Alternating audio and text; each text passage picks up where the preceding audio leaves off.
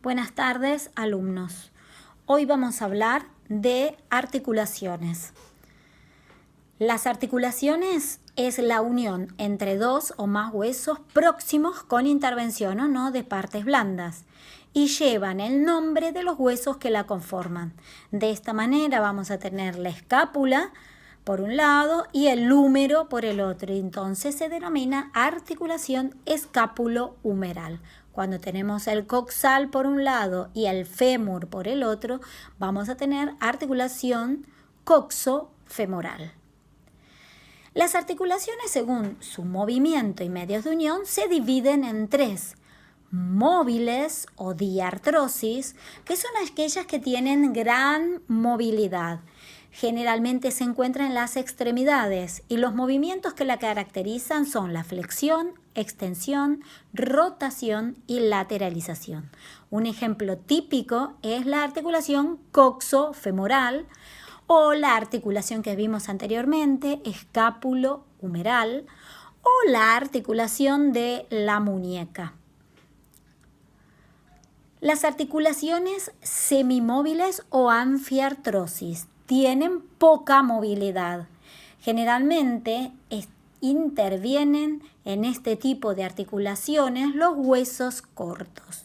Por ejemplo, la columna vertebral, y un tipo de anfiartrosis es la sínfisis pubiana, ya lo vamos a ver más adelante. Y finalmente las articulaciones que no tienen movimiento, que se denominan inmóviles o sin artrosis o suturas. Están formadas por dos superficies articulares situadas una frente de otra que se unen entre sí y no originan movimiento. El ejemplo típico son los huesos del cráneo y de la cara, menos la articulación temporomaxilar, que esa pertenece a una articulación de mucho movimiento, por lo tanto va a corresponder a una diartrosis. Tengamos en cuenta que cuando el bebé nace, los huesos del cráneo no están formados. Por eso, la cabeza del bebé es una de las partes más sensibles y hay que cuidarla. Con el tiempo, estos huesos se van osificando y de esta forma van a conformar lo que se denominan suturas o sinartrosis. Dentro de la sinartrosis tenemos distintos tipos. La sutura dentada son aquellas que presentan en sus superficies articulares dientes y encajan perfectamente uno entre sí, como lo podemos ver en esta fotografía. Las articulaciones típicas son la interparietal, es decir, los dos parietales, la frontoparietal, el frontal con los parietales, o la parietoccipital, el occipital con los parietales. También dentro de la sinartrosis encontramos las suturas escamosas. Presenta una superficie articular que está cortada a bisel y el ejemplo típico es la articulación temporoparietal, como la que estamos viendo en la imagen. Luego tenemos las suturas armónicas, que presentan superficies lisas y planas enfrentadas entre sí, como los huesos propios de la nariz, como lo vemos en esta imagen, o la esquindelesis, como lo vemos en esta imagen. Hay dos superficies que encajan perfectamente, uno presenta una cresta y la otra una ranura. Y el ejemplo típico es el vómer con el esfenoides. Ahora vamos a hablar de las anfiartrosis. Dijimos que las anfiartrosis, el ejemplo típico es la columna vertebral y tenemos elementos que van a conformar una anfiartrosis. Esos elementos son las superficies óseas articulares, que en general la conforman los huesos con superficies articulares planas o casi planas. Estos huesos van a estar rodeados por un cartílago hialino de revestimiento. Recuerden que es una capa de tejido cartilaginoso que protege la superficie articular. Además, vamos a encontrar un fibrocartílago, que es un disco fibroso llamado menisco, que eso permite adaptar las superficies articulares. Y finalmente, los ligamentos periféricos, que son cintas fibrosas que unen las superficies articulares y que protegen la articulación, es decir, impiden que se separe. Es decir, encontramos estas 4 elementos: las superficies articulares planas o casi planas, el cartílago hialino, el fibrocartílago menisco y los ligamentos. Dentro de las anfiartrosis vamos a encontrar 2 variedades: las anfiartrosis típicas o verdaderas, que son aquellas que tienen 2 superficies articulares revestidas por un cartílago hialino y unidas entre sí por un fibrocartílago. Y el ejemplo es los cuerpos vertebrales, como veníamos viendo. Pero también tenemos una variedad, que puede ser que dentro del cartílago vamos a encontrar una cavidad central. Y este es el caso de los que se denominan diartroanfiartrosis. Es un tipo de articulación de transición entre las anfiartrosis y las diartrosis, y se caracterizan porque el fibrocartílago presenta una cavidad central. Y el ejemplo típico, como les dije anteriormente, es la sínfisis pubiana. Y finalmente vamos a hablar de las diartrosis. Las diartrosis son aquellas articulaciones que tienen mucha movilidad y hablamos que se encontraban generalmente en las extremidades. La característica principal es la de poseer una cavidad articular situada entre 2 superficies articulares. ¿Cuáles son los elementos que intervienen en ella? Los elementos que intervienen en ella son superficies articulares óseas.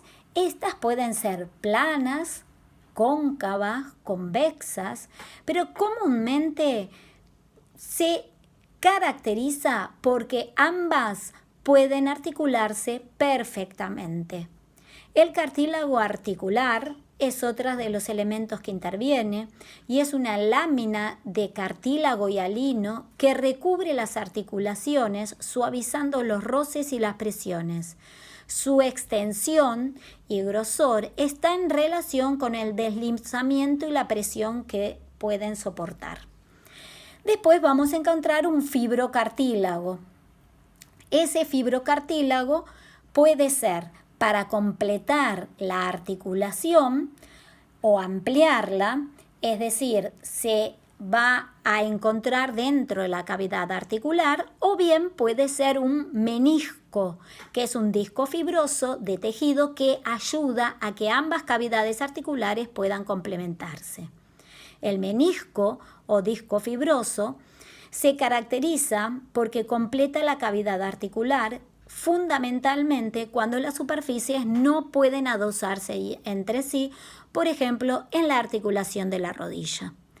Los ligamentos son fundamentales. Encontramos ligamentos a distancias, ligamentos proximales, ligamentos anteriores, posteriores y laterales.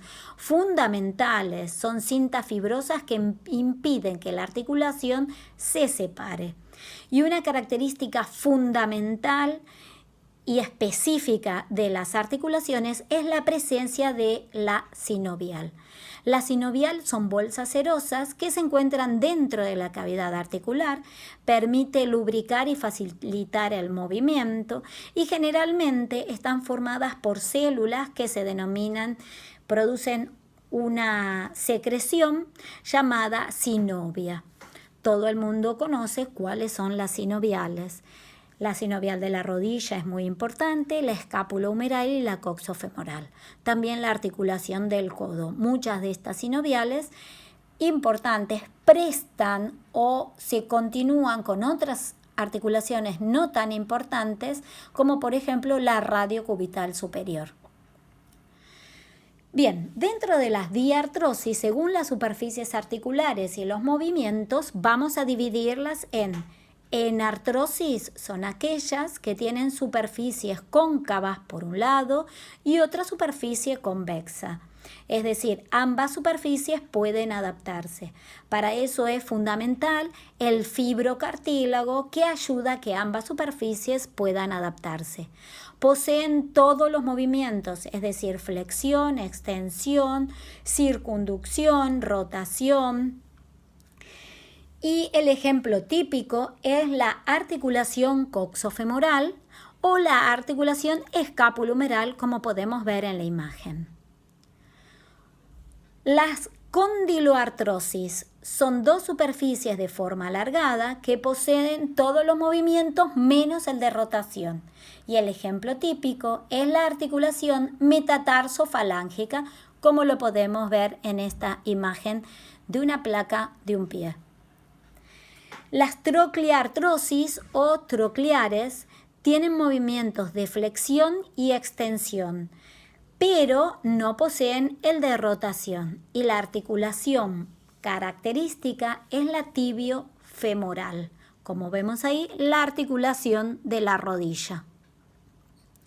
Las artrodias son superficies planas o casi planas que poseen movimientos de desplazamiento, de deslizamientos, es decir, se mueven pero no se separan. Ejemplo, las articulaciones de los huesos del carpo entre sí o del tarso entre sí. Son estas articulaciones, como vemos, que forman parte de los huesos de la mano. Y finalmente, y ya terminando, tenemos las articulaciones que se denominan encaje recíproco o silla de montar. Son dos superficies que se corresponden exactamente.